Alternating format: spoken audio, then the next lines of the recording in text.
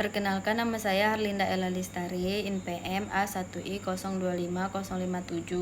Saya dari kelas 2A. Di sini saya akan menerangkan atau cara pembelajaran pengelolaan peserta didik.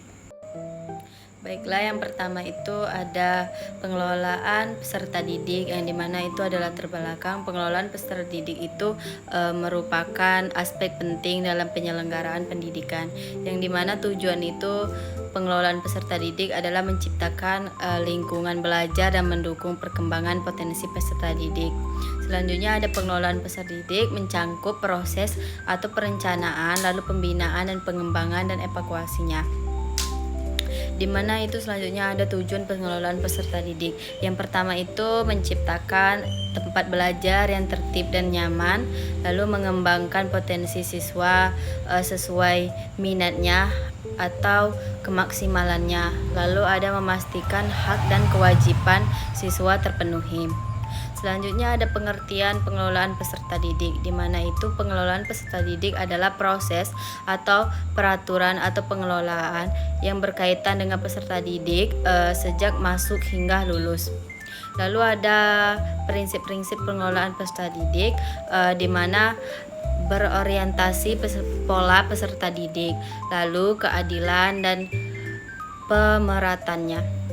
Selanjutnya ada keterpaduan, lalu keberlanjutan.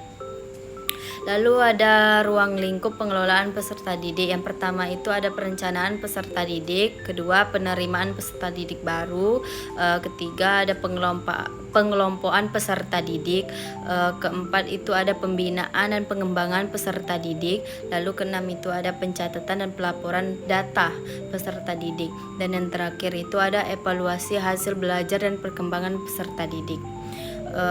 Untuk keseluruhannya adalah pengelolaan peserta didik adalah bagian penting dalam mengajarkan sekolah. Tujuannya itu adalah pengelolaan peserta didik adalah menciptakan atau membuat lingkungan belajar yang kondusif dan mendukung perkembangan potensi peserta didik.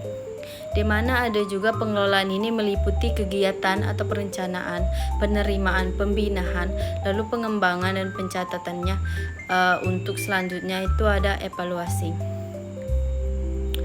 Yang terakhir itu ada pengelolaan peserta didik itu mencakup proses, di mana proses itu tuh adalah rancangan atau tujuan kita untuk pengembangannya, atau secara garis besarnya itu untuk pengembangan dan pembinaannya dan evaluasinya itu.